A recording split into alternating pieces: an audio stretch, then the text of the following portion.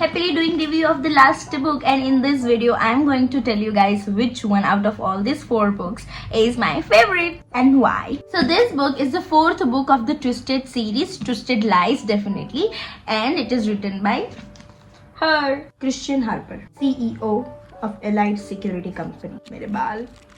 CEO of Allied Security Company, where our Reese Larson from Twisted Games was working, was an employee. And he is Christian Harper's most trusted and one of the only friends, because Christian Harper doesn't have friend or a lot of friends. Very less of friends. No, only one friend. Reese Larson.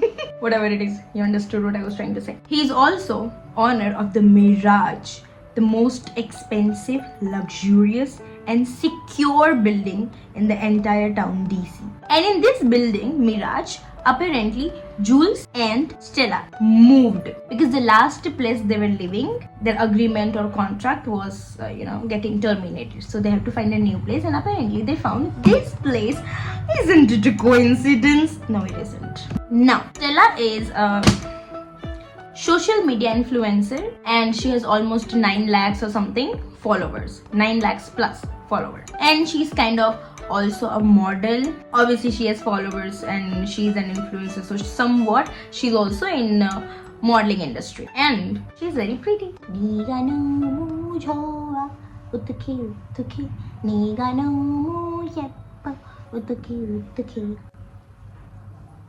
Now, as I said, Stella was a very famous influencer and a very famous person on social media. She had a stalker. So when I say stalker, all the girlies here will be, oh my god, stalker. No, he's not that stalker wala stalker. He is a creepy stalker, like a creep, like a real creep. And definitely when we have Christian Harper as a hero, we don't consider any stalker as a handsome stalker or stalker. They are creep. End of discussion. Now Jules, after coming into a relationship, she moved to her boyfriend's house, Josh Chan's house, and our girl became alone in this entire Mirage apartment. So the owner of a legit security company, Christian Harper, offered to help her to find her stalker, and till the time he finds the stalker, she can stay with him in his apartment for safety reasons. Don't overthink, just for safety reasons. And after this, they became roommates. Christian was very possessive and protective about Stella. So this entire book is about Christian Harper, who never believed in love until he met her. And Stella is the most vulnerable girl, and how she finds her savior in Christian Harper. Review time. My review is 1000000%. Read it. It's amazingly written, it's very nice, but it was the biggest book in the entire series. It has like almost 500 pages. Definitely read. Perfect book. Christian Harper is a guy, he's a man, so perfect, perfection that never existed before I made him. I didn't meet him, but in books, in my imagination, I definitely met him. So it's not boring and it's very nice. You should go and read it. So first I will give this book stars, and then I will tell which book is my favorite in this entire series. This book is 5 star.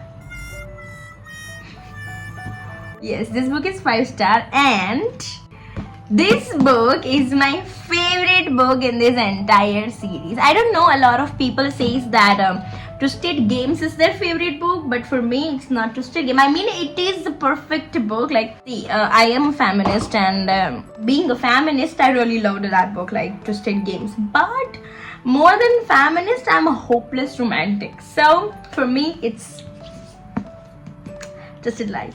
So why, I'll tell you. Other books, other 4 books, they have their own portion of romance in this. And in their own books, they have all the different kind of romance and romantic dialogues, but what this guy did is unbelievable.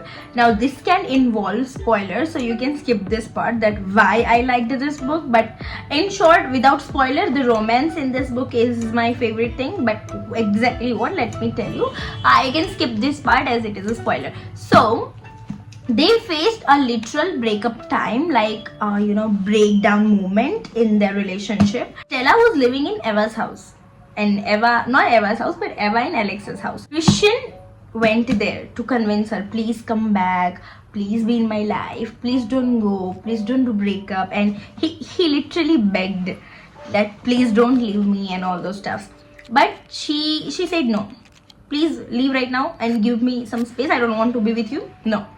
And then what he did, Christian Harper said her that don't worry, from now on I'll never bother you. That's the perfect thing. I hate those boys who just stick around me like no, please, stay, talk with me, no. I said I don't want to talk to you, that's the end. Now you have to fucking give me space. But no one understands that. But he understood that, and he said, now until and unless you come in my life, I will not irritate you, I will not come and keep saying the same thing, and I'll not irritate you. In short, like it's okay, I'll give you time how much you want. Stella didn't reply, and he just went. Now he went. Now he has no option. Now he cannot go back. He cannot go back to Stella and tell like please be with me, please, because he just say like I will not come back. And like I will come back only if you want me to. I'll not irritate you in a sense. But now the guy is feeling alone, lonely, fucked up because he's in deep shit called love. He does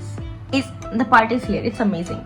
He writes letter daily, one letter addressing to Stella, that one day she'll come back and she'll read all these letters and she'll get to know that what I was doing in all these days and how I was feeling about her and how much I was missing her. And because she's not right in front of him right now, but he still wants to talk to her, so he talks with her in his imagination and writes a letter like he's just literally talking to her. And when at some point, obviously these every books are happy ending, so at some point when Stella comes back in her life, she reads all this letter and she realizes how much that guy, the guy who was heartless, the guy who is completely heartless, who just never believed in love, who always make fun of this thing called love, when Reese Larson was in love with Bridget, he literally made fun of the situation like what the fuck is this and all. He never believed, and now the guy is in love, but too much in love that he's writing letter.